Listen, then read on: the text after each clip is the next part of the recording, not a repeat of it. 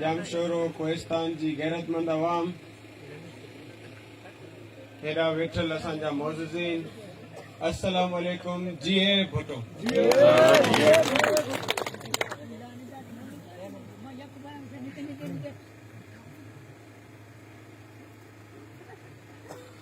भले बीठो मुंहिंजा भाइरो, अॼु ही जेको कच्छ जमा थियो आहे, जेके अवी ॿाहिरि ॾूरा इलाइक़े मां हिते पंधु करे आया आहियो, अवां सभिनीनि जी वॾी महिरबानी, वॾा वड़। आऊं चाचा नबील, सरदार कादिर बख्श, उन सां आयल सभई मोअज़्ज़िज़ीन खे शुक्रिया अदा कंदुसि जो उन पंहिंजो कीमती वक़्तु कढी मूंसां गॾु हिन इलेक्शन वर्क में आया। अवां जी वॾी महिरबानी, अवां जा वॾा वॾा। 15 जनवरी इलेक्शन जो ॾींहुं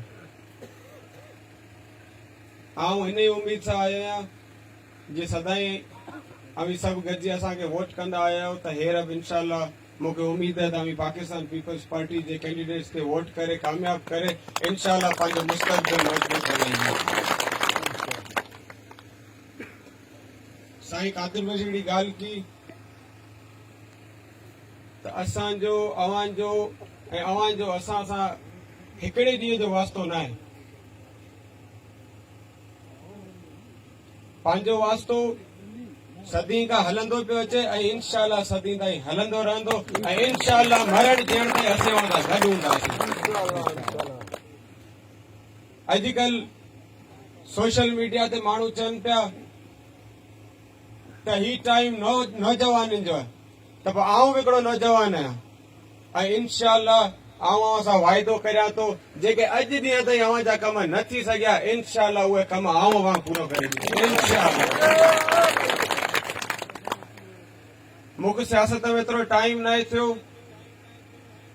ना आऊं MP आहियां ना ई आऊं MN आहियां।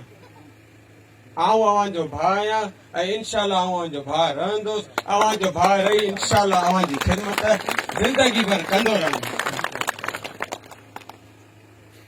मूं चाचा नबील ऐं साईं कादिर बख्श खे इहा ई ॻाल्हि पे चई गाॾीअ में त रोड इलाही ख़राब है। आऊं मञा थो इहो अवां जो हक़ है, अवां मिलणु खपजे।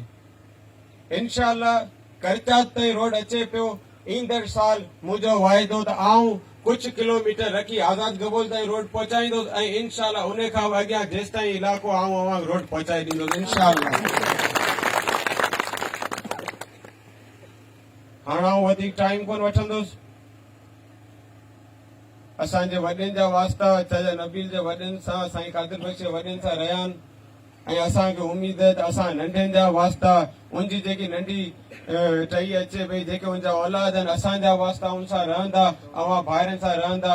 मूंसां गॾु हिकिड़ो नारे जो जवाबु हणो त पोइ असीं चाचा नबील खे वेलकम चऊं। नाराए भुट्टो, नाराए कबूल कौम, नाराए कोहिस्तान जी अवाम, नाराए शैतानी कौम, नाराए गुरबत कौम। महिरबानी।